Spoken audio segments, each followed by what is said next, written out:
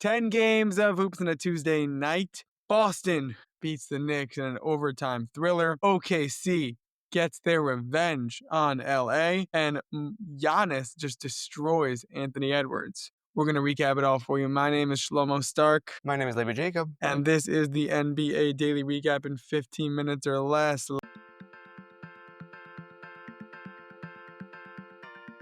Levi, what an exciting night. Okay, game of the day, Boston versus New York. Boston wins in overtime, 119-17. New York is now 0-9 against Boston, Cleveland, and the Thunder. This one was the most painful one of all those because the other ones, they lost by a lot.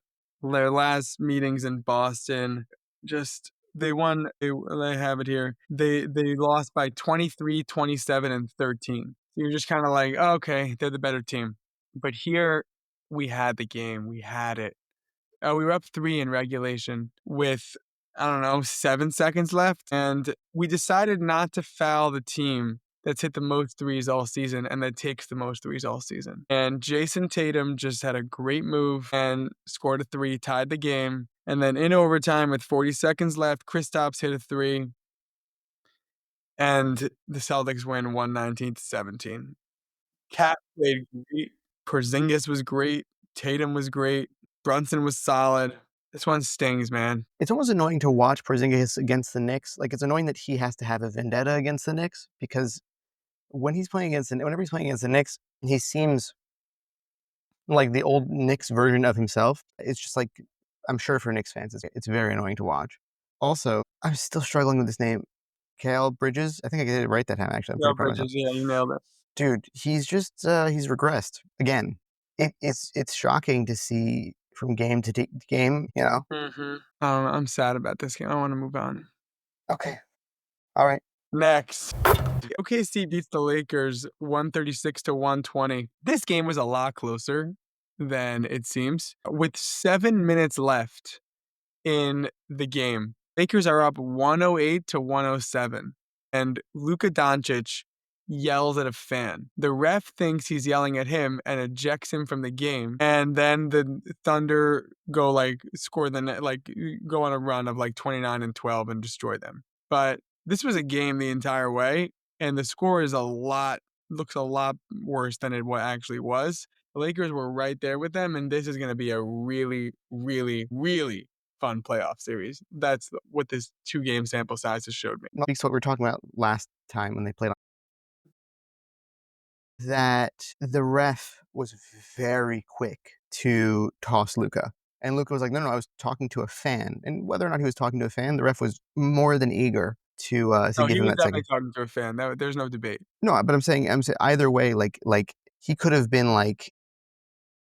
No, listen, I'm gonna push back on that. He probably said something very, very, very not nice to the fan. And if you're the ref, you can't talk to the ref that way. I'm gonna give you a technical, I'm gonna defend him and say if he said what he said to the ref, he would deserve that technical. However, he wasn't talking to a ref's job is not to make sure that Luka is talking to him and not the fan. Ref heard something addressed to him. He's like, you can't talk to me like that. That's a T. And I think, it was a mistake, that part. I think if the ref knew he was talking to the fan, he wouldn't have given the technical. But I don't think it was a quick to whistle. I think he said something that he shouldn't have said. Yeah, well, I agree with you. Wasn't, I didn't say anything wrong. He said, oh, I wasn't talking to you. Right, but I'm saying I feel like if it was another player, it wouldn't have been the same situation. I think that the reason why I said this was because last time I was talking about how the refs they just don't want to deal with LeBron and Luka and Redick, and I feel like it's it leads to just more emotional reactiveness from the refs. I just feel like if Lou Dort all of a sudden said something to somebody in the stands, I just feel like the ref wouldn't be like, okay, out. It was. I think it's the opposite. Draymond Green. When you're aggressive with the refs and complain about every call, then they could become desensitized to it, and they're just here he's complaining again and again, and then it actually is in your benefit. They're gonna blow the whistle because they know if the call is close, they're gonna call it a foul because they know they're gonna hear it from you. Like, that happens with Draymond for sure. Yeah, but I think that depends on the ref also. I guess, I don't know the ref's name. But I think in general, refs once we're getting into, like, which refs are doing what, like, there goes No, my what I'm saying, but what I'm saying at the same time on the Draymond Green note, right? Like he also has a lot of flagrant. Like I'm saying I think it's an advantage, not disadvantage. I think the refs actually, like, it's better to do that. Like, I think if Lou Dort screamed what Luka screamed at a ref, he'd also get a technical. at the ref, but I'm saying the fact that the ref was quick to say that it was at the that he thought it was at him as opposed to like maybe he would have heard Lou Dort out more. That's all. I don't think so. Disagree. All right, next.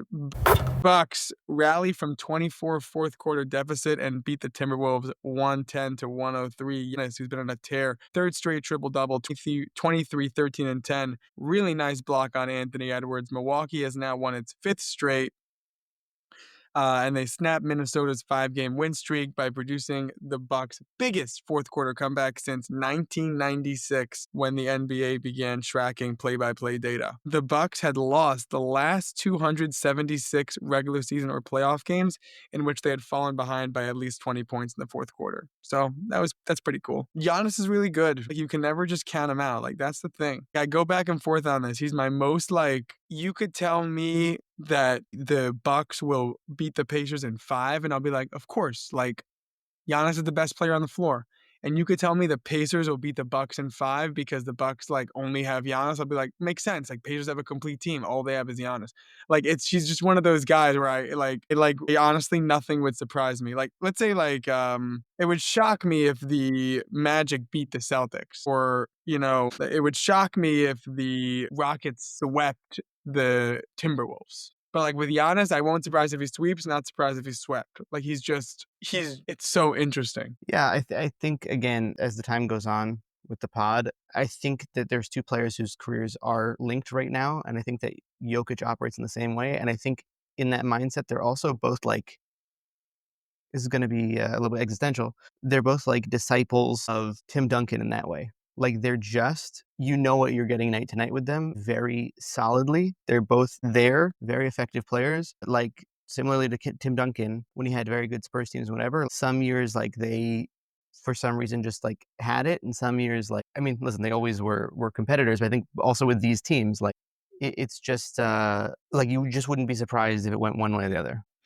Next, Memphis beats the Hornets 124 to 100. Very significant injury to rookie Jalen Wells. Prayers up for him. He was on the court for around probably like 12 minutes, I think. It was like I don't even know what was going on with him. He did send like a picture from Instagram, so he seems to at least be like alive, but everyone was really scared. Hornets players were freaking out. The entire, like, both training staffs were there. Standing ovation as he was taken off the court with a stretcher. It just feels like we have to mention that because it was a thing. Right, watching the coverage of it, everybody was stunned. Like even like the announcers, like were like kind of fumbling for A what lot to of say. dead air. Like, no one Yeah, was saying anything. it was just terrifying to watch. Yeah. Yeah. So prayers up for him. Next, Golden State and the Clippers both won the games they had to. Golden State beat Phoenix 113-95. Clippers beat the Spurs 122 to 117. I don't really have much to say about either of these games except, like, great job by the teams, doing what they have to. Zubac's at a 24-20, so I just, like, he's like just been great this season. And Curry had like one of those Curry first quarters, and then they just couldn't bounce back. It was like a 15 point, maybe 13 point first quarter, and then the Suns just like never caught up. But basically, Memphis, who I mentioned earlier, Clippers and Golden State all get the victory they needed. Minnesota does not. They lose to Milwaukee, which now puts them like a game behind all these guys when they were all tied yesterday. So now let me just quickly talk about the bad games before we look at at the standings. Pacers beat the Wizards 104-98. Cleveland beat Chicago 135-113.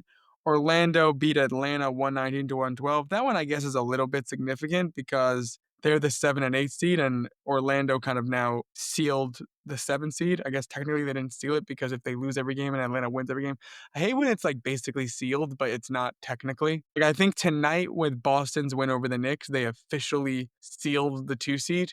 but, like 9 game back, they weren't gonna, like, get the 2 like, it's just silly. Anyway, and Brooklyn beats the Pelicans 119 to 114, probably the most significant game of the day. Alright, standings. So, let's go to the West. Rockets have sealed the 2 seed. Can't catch up to the Rockets, okay? So now it's a fight for the 3 and 8 seed. Lakers, 48 and 31, have a 1-game lead above Clippers, Nuggets, Warriors, and Grizzlies, who are all tied for 47 and 32. The tiebreaker is Clippers, Nuggets, Warriors, Grizzlies. And the Timberwolves are 1 game behind all of them with the 8th seed at 46 and 33. I think that you can pretty much say now the Suns have lost. It's not official. They're not officially eliminated, but there's 3 games left and there's 3 games back. So they would need to win 3 and the Mavericks to lose 3. I don't think that's going to happen. The Suns play the Thunder, Spurs, and Kings. I don't think they're going to lose. That's a 1 and 2 or 0 and 3. And the Mavericks play the Lakers, Raptors, and Grizzlies. That's at least 1 or 2 wins. So I think that you could officially say the Suns are eliminated from the play-in. But still, this West, I can never remember the West being this exciting. Even the Timberwolves and the Lakers, who are the 3 and 8 seed, they're only up 2 games. So yeah, there's like with the Lakers lost tonight. So this is huge. I think what everyone's rooting for is a Lakers Clippers first round matchup. I don't think they've ever played in the playoffs. I think also it's so much fun with like even Luka's history against the Clippers also. Like, Oh yeah, that'd be great. so many good storylines. Yeah, so we shall see. Tonight, let's do a little preview. Tonight, we have who are the important games? Okay, Lakers Dallas. So Lakers with a win, really, really, really important for the 3 seed, and Dallas with a win eliminates the Suns from contention. Denver Sacramento is really just Denver really needs this win. First game with a new coach. Golden State San Antonio. Golden State needs a win. LA Houston. LA needs the win. The rest of the games are not important for seeding or for anything. Okay. One quick question, just as a bit. I'm perplexed by the Atlanta Hawks, and I wanted to know, genuine answer, thinking about it for a second, not the Knicks, don't give me the Knicks. What would the Hawks need to do, / who would they need to add? And I understand they're 37 and 42 right now. Who would they need to do, like, what would they need to do for the next season for you to feel like they're actually a good basketball team potentially that can, like, be competitive? I don't understand. How could the answer here be the Knicks? No, I'm saying I don't want it to be like, obviously if they add Carl Anthony Towns. I was so confused. I was like, how is I was like trying to I was about to say the Knicks, but then I was like, how could the Doesn't answer work be the there. Knicks if like They have to add the Knicks. can I give a hot take? Yeah. Nothing. Just bring Jalen Johnson back, like draft well, and like you have something here, you know? Maybe some, like, savvy moves in the offseason, like one of those, like, I don't know whose contract's up, but, like a Bruce Brown type, like, these just, guys, I don't know who's like, not don't go after the Paul George of this offseason. Like, it's like, go after, like, a Yeah. savvy veteran, like a Marcus Smart. If, like, just, like, smart vets and, like, build a team around Jalen Johnson, around Dyson Daniels, Okongwu, Trae Young as, like, just whenever you need him, he's there. Like, I like this team without doing any moves and just draft well and be smart. Like, I actually like the Hawks. I think the injuries ruined their season. Right. Someone said that if they kind of stay the course, they could really see them next year being 6th seed. Sure. Yeah. If Jalen Johnson and like Ricochet is gonna get better, like I like their team. Like I'm not sure they need to like do much. Yeah, I guess we shall see. Okay, that was the NBA Daily Recap in 15 minutes or less. I want to thank you, Levy, for co-hosting and producing. I want to thank you for listening.